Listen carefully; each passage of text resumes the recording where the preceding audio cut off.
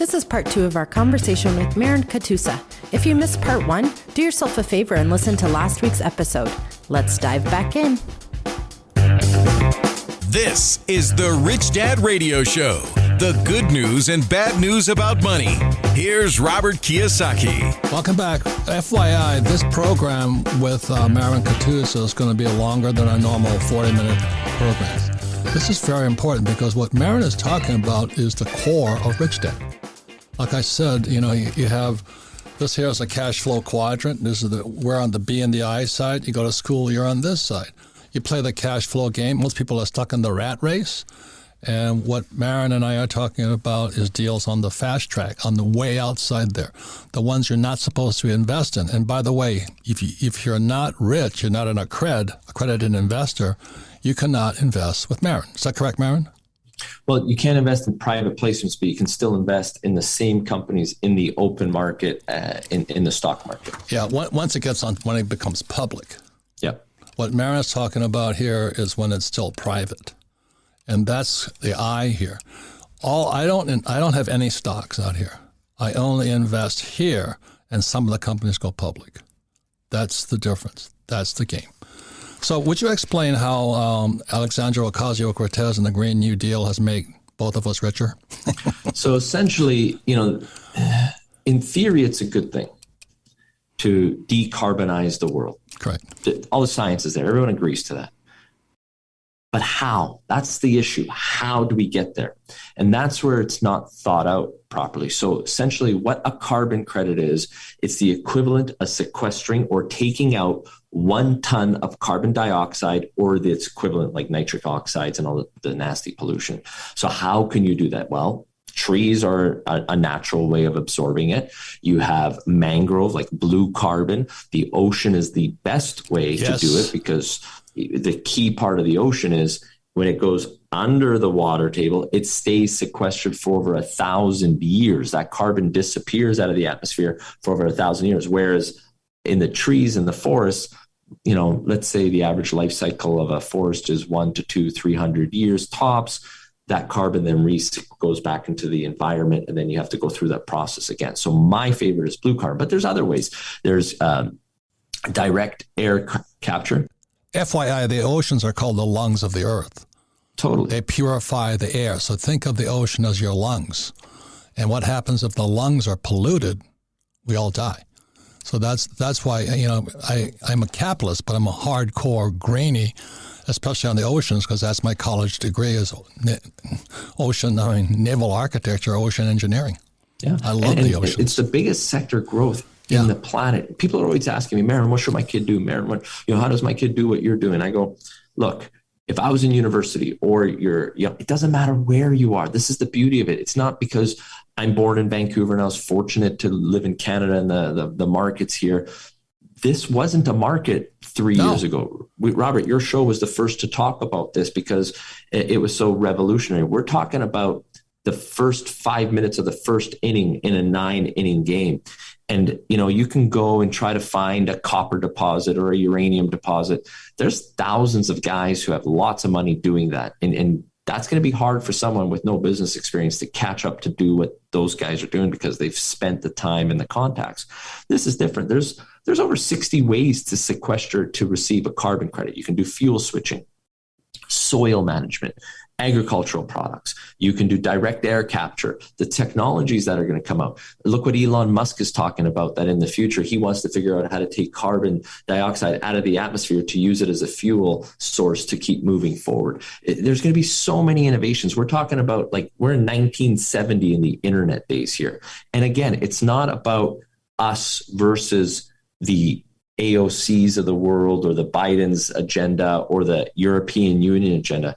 It's guys like us that are solving the problem of what they want to do to how do we get there. We're providing the pathway, the actual framework to decarbonize. And when you provide a solution for a major problem, that's when you get paid a lot of money. So explain what a carbon credit is. So 1 carbon credit, you get it certified by an independent party that you have sequestered, you've taken out 1 ton of carbon out of the atmosphere. And then what happens to that?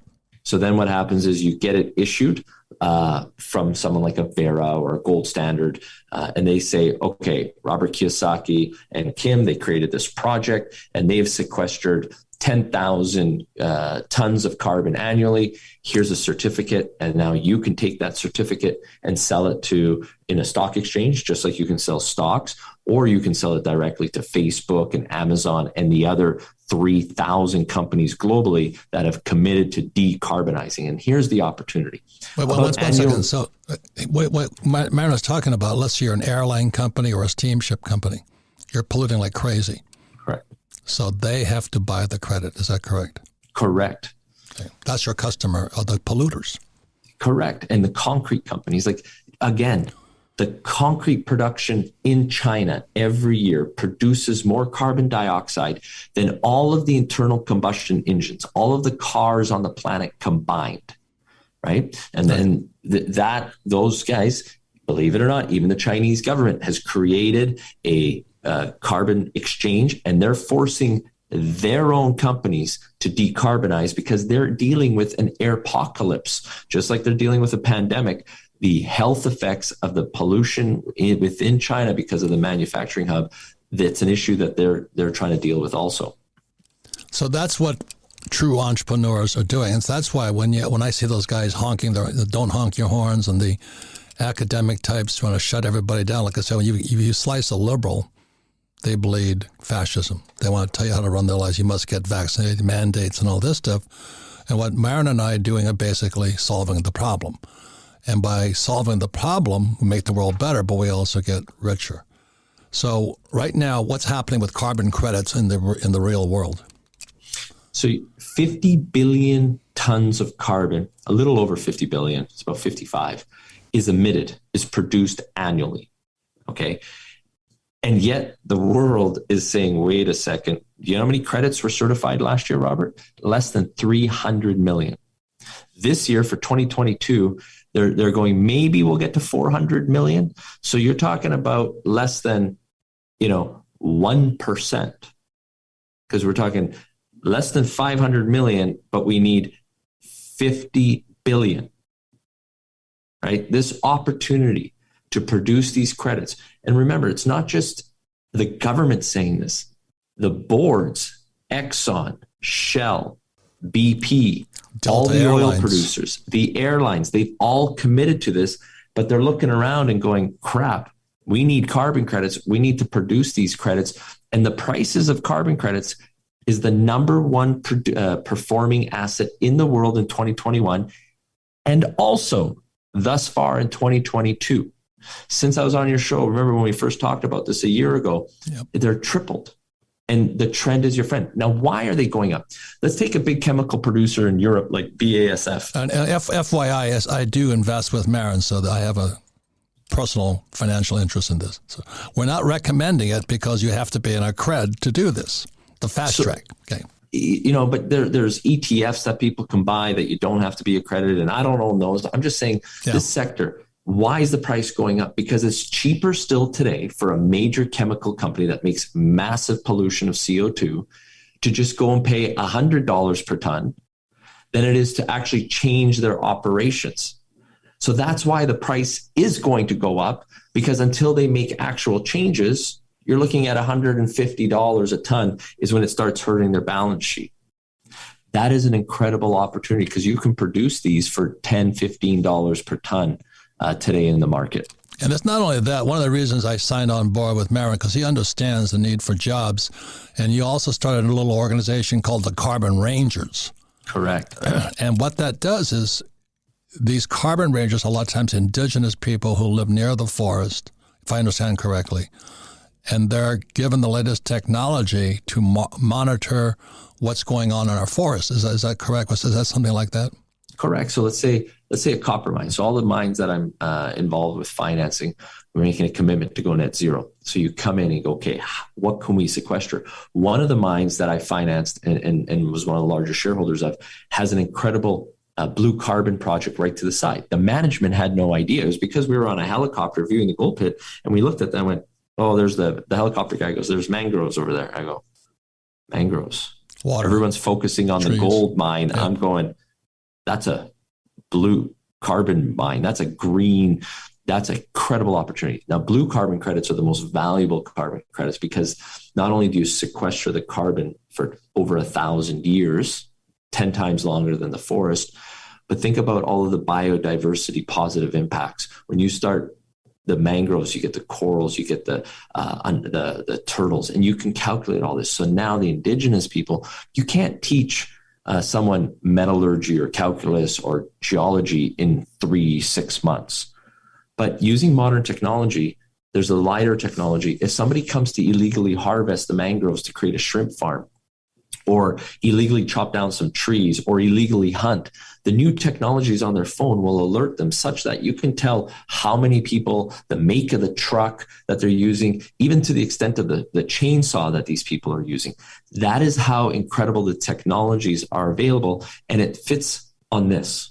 Right. You don't need to build this whole center. So by bringing in the carbon rangers, you're creating high-paying jobs, long-term paying jobs, because the value of these carbon credits, you're actually not taking anything out of the ground. It's capitalists giving back to the ground. Correct. And that's where the ultimate score in this, and it's so hard for the mining guys and the oil guys to understand this, but the ones who do, like a Ross Beatty, who's a legend in the business, once he got it, he's made tens of millions of dollars from this, and he's a huge fan. Why? Because all the resources we've been taken out of this earth, but the carbon credits is refilling the earth. It's taking carbon out of the atmosphere by developing the nature-based solutions. Right, and we're taking indigenous, like I grew up a lot of Hawaiian kids, you know.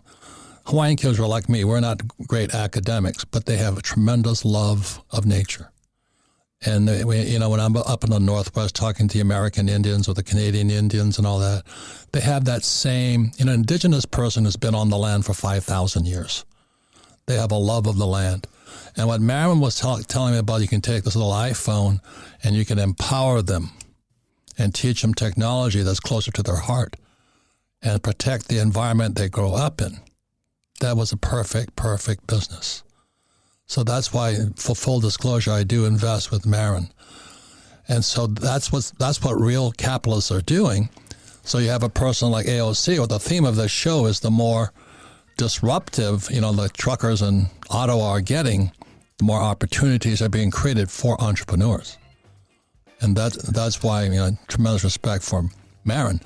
When we come back, like I said, FYI, we're going to go a little bit longer because this show is nearest and dearest to the Rich Dad mission and heart, where entrepreneurs want to solve the world's problem by elevating the financial well-being of humanity without killing the environment. So we'll be right back one more time. Out here in Phoenix, the cost of rent has gone up 28%. Thanks to record inflation, almost every living expense has gone up. And inflation can erode your personal wealth too. That's why I think investing in assets that offer protection from inflation is critical. There's an overlooked asset that some experts say is a good store of wealth today. When volatility raged in 2020, its prices outpaced 10 other major asset classes, according to Citi. This investment isn't gold or some type of stock or bond. I'm talking about blue chip art. In fact, blue chip art prices outpaced S&P 500 by 164% from 1995 to 2021. And thanks to Masterworks, you can invest in million-dollar art. To add this asset to your portfolio, visit masterworks.io/richdad for priority access. That's masterworks.io/richdad. And see important disclosures at masterworks.io/disclaimer. Welcome back, Robert Kiyosaki, The Rich Dad Radio Show, the good news and bad news about money. Today our special guest is Marin Katusa, and for full disclosure, Marin and I do invest with Marin.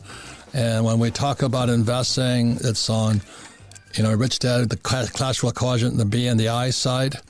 And this is where most people are E's and S's. These people invest in what's called securities, public securities like stocks, bonds, mutual funds, ETFs. This here, for those that played the cash flow game, is the fast track, the outside the deal. So even though Marin's deals sound good, most people are not allowed to invest in them. They have to wait till it gets filtered on down to this side here, just for your information. We're going to talk about another thing here is that the reason I was in Vancouver, I was looking for gold and silver, and today I endorsed Bitcoin for one reason, is I don't trust the Federal Reserve Bank. I don't trust central banks. That's as simple as it gets, because they're run by academic elites like Biden, like Hillary, and all those characters over there, and I just don't trust them. So I've been buying gold since 1972, ever since Nixon took gold off the gold standard, the dollar off the gold standard. So Marin and I are talking about gold because that's why I was in Canada, and I went to South America, to Peru, Mongolia, and finally we found gold in China, the biggest gold mine in China. We took it public on the Toronto Stock Exchange, and the Chinese said, "Thank you very much. We like your deal." And so when I talked to Marin here, I'm going, this is really good, because Marin is still looking for gold. So Marin, would you what did you say about God made gold, but the devil the spirit? What did you say? Yeah, so there's an old saying that God created gold, but the devil took it and spread it around. And it's usually in places run by friends of the devil. And you want to be very careful from a political standpoint. Yeah. So, when I was in China, they said, "Thank you very much." I went, "Oh my God." Because in the world of mining, there's exploratory, and I was exploring. I was in Peru, Argentina, Mongolia, and then China. And then there's developmental. So we had to raise $27 million on the Toronto to get development started. And as soon as we struck, it was gone. So what can you tell us about your latest deal without giving it away? So I was quite fortunate that during the lockdowns, the big companies, the employees on the left, they were told to not go anywhere. They were told without the, vaxes, you can't travel. The airlines weren't traveling. And I was fortunate enough that I had enough of a balance sheet that the industry knew, well, there's this guy in Vancouver that's probably crazy enough to come down. And there was a PhD geologist who discovered something incredible. And I looked at it, and they pitched me, they presented it to me, and I said, "Nah, I don't believe it. That's too good to be true." I read up on the history. It all kind of held together, but those grades you don't see, and if they said was true what they were saying, it would be the highest producing grade gold mine in the world. And I went, how could that be true? Owned by a private group. Exactly. So I said, what do I got to lose? So I organized a private plane, so I didn't have to wait on Delta or United. Took my guys. We went underground. So I was fortunate enough to be the first outside of this private group that made the discovery. I was the first outsider to see the discovery. And Robert, I filled my pockets like there was no tomorrow with this material. I put my backpack. I have a 20-kilo rock. And when we took it out above ground hours later, I was blown away. And how could this be? Because when Kennecott, the world's largest copper producer at the time for 30, 40 years, was producing in this area, they were producing the world's largest copper mine. When you have copper, you produce a copper concentrate that you send to the smelter. But you can't just send that copper con. You need to downblend it with a flux to make sure the temperature right to extract the copper and gold, and then separate all the nasties like mercury and fluorine and all these things you don't want in your final product.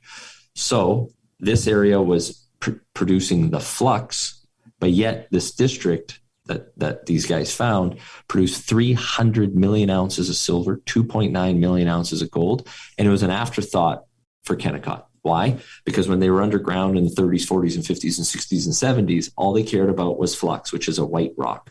This gold, I'm going to completely admit it. If I didn't have the modern technology of an XRF gun, which is this $50,000 gun, you walk around, it's battery controlled, and you shoot the rock and it tells you how much gold you have, how much silver you have. It's the new technology. The old guys didn't have that. This gold is so high grade that it's green. On my report, I show all the photos. No geologist could see it with their own eyes because it's so rare. You don't see these at mines. And that's why the Kennecott guys underground, they didn't have the benefit that we had of the modern technology. And it was a different time. All they were focused on was producing the flux. And yet that flux was so pure quartzite. The other 1.5% was super high grade gold and silver. That's the hanging rock around that super high grade. These guys missed it by 20 feet, Robert, 20 feet. That's a rock. You have it. That rock right there is about 20 kilos, has over 10 ounces per ton gold. It's worth over $20,000. Just that rock meltdown value, but it's a beautiful rock. That's on my side table in my desk in my office. Robert, they just opened up a new extension zone. All the analysts were there. this is the hottest story in the mining world right now. 102 ounces per ton, fire assayed over 8 feet. That's $180,000 rock, when the average mine in the world is not even 1% of that. I know. It's just mind-blowing. Well, the mine that the Chinese took from us, we were lucky we produced 10 ounces per ton. And this is 102 ounces per ton. Yeah, that one section. So if you think about where this is all going, it's in America. You have $400 million of infrastructure already spent that you don't have to go and put in Chile or somewhere in Africa. You have the power grid. Say it again. Gold. God produced gold, but the devil took it and spread it around to his friends. Right? And that's the key aspect. I climbed the Andes. I climbed Mongolia. I climbed Argentina, and then in China. And this thing sits in America. You know, I've been to Mongolia a few times, and whenever I love history, I read a lot. Do you know what Genghis Khan called his land, which is Mongolia? He himself called it the asshole of the world, right? And you think about any of these companies that go to these jurisdictions, of course, the foreigners are going, wow, these guys want to build the roads and all these buildings and the power lines. And then we're going to give them the gold. All the infrastructure has to come in before you produce an ounce of gold. Correct. We need to run, but I just want a final thing like this. The more crazy it gets, the more fanatical people get, the real entrepreneurs will find more opportunity. Correct. While everybody else is complaining about the stock market going up and interest rates going up and all that. If you're an entrepreneur and you know your stuff, there's more opportunity because the crazies out there like AOC and I won't mention him, Biden and those guys, they're creating more opportunities for all of us, but you've got to be able to see them. So I want to thank Marin, and then can you tell us about your newsletter? Also, please remember, most of what Marin does is for the guys on the fast track. You have to be accredited, which means you have to be already rich, and why the rich get richer, but then it gets diluted down into ETFs and other things. So what is your newsletter, Marin?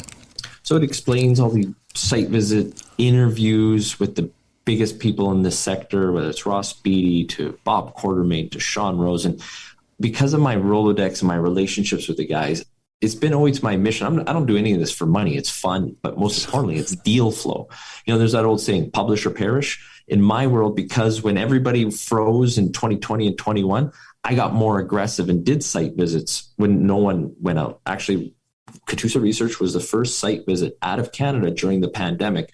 And we had to file all these crazy forms because that's how you get the opportunity. When everybody is frozen, focused on something here that, you know, isn't that big of a deal, there's incredible opportunities over here. So you have to be open-minded, take risks. And, you know, for example, Robert, I put up 350 grand on a site visit and all the due diligence and all my costs, and I could have lost it, but it's made my group and I over 5 times our investment, and we put 40 million into it. So those are the type of gains that you can get by understanding the history, understanding the political risk, understanding the business, and do not bet against America. The rise of America is upon us. And I know if you look at the media, you look at San Francisco, you look what's going on in Canada. Canada is just a derivative of the US. I've been there and traveled the world. The rise of America is upon us. And that's why it should not change from the Magna Carta. It should be the MAGA Carta. Make America Great Again. One more thing is that gold mine that Marin found is over 100 years old. If you understand my world, you know, most of the gold mines I look at, they weren't even started yet. And that's where the expense, you have to dig them out. This thing's already dug out. And all Marin did was look to the left. It was sitting right next to the left because they were looking for something else. Anyway, I really thank you. Thank you for being an educator and being my partner in many, many deals. And for all of those who have no idea what we're talking about, play the cash flow game and you'll see it's called the fast track. It's not called the rat race. Thank you very much. All right, guys, take care. And we come back with a final wrap up with Sarah. Welcome back, Robert Kiyosaki, the Rich Dad Radio Show, the good news and bad news about money. And again, I want to thank my special friend and guest, and for full disclosure, I invested in Marin Katusa, but he does support what Rich Dad teaches. If if you didn't understand and know that there's a rat race, and most people go to school to be in the rat race. That's why they're afraid of, they have to take a shot, because if they don't take the shot from the vaccine, they lose their jobs. But if you invest on the fast track, which is where I invest in, you don't worry about that stuff. So Marin was talking about the biggest gold mine in history. I found the biggest one in China, but now this one's found in America. And the rich get richer. Sarah, what do you think? I think that was the most shocking. I even mouthed to you when he said it. I was like, wait, that's in America? Yeah. And it's just shocking. So when his book's titled The Rise of America, there we go. We're sitting on a gold mine. And he was talking about the Magna Carta. I said, just change it to Trump's MAGA Carta or Make America Great Again. Because we're capitalists. Yeah. And the people that hate Trump are those academic elites who are, if you cut them, they bleed fascism. They want to tell you how to run their lives, but they can't even run theirs. Like Hillary would call me deplorable. This guy Fauci is a fascist. You know what I mean? He's not elected, but he can control the world. And look at the Federal Reserve Bank. They're not even federal. They're a fascist organization, and they control the world. They're academics like my poor dad. And I'd rather hang out guys with like Marin, who's an academic, but he's also a capitalist. So anyway, I really want to thank Marin Katusa. Thank you for listening to the Rich Dad Radio Show, and keep playing the cash flow game in real life. Thank you. Thank you.